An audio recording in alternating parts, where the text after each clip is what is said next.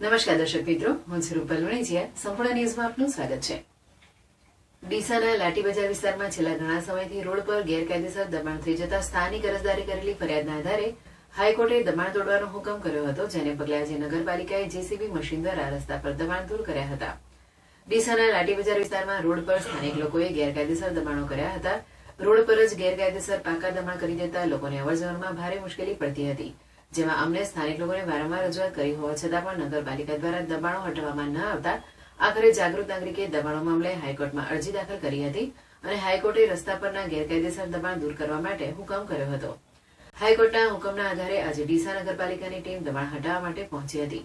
Police બંદોબસ્ત સાથે પહોંચેલી નગરપાલિકાની ટીમે ગેરકાયદેસર કરેલા 5 પૈકી 2 દબાણો જેસીબી મશીન દ્વારા દૂર કર્યા હતા, જ્યારે અન્ય 3 દબાણદારોએ 2 દિવસમાં જાતે દબાણ દૂર હટાવી લેવાની ખાતરી આપતા હાલ દબાણ હટાવવાની કામગીરી સ્થગિત રખાઈ છે.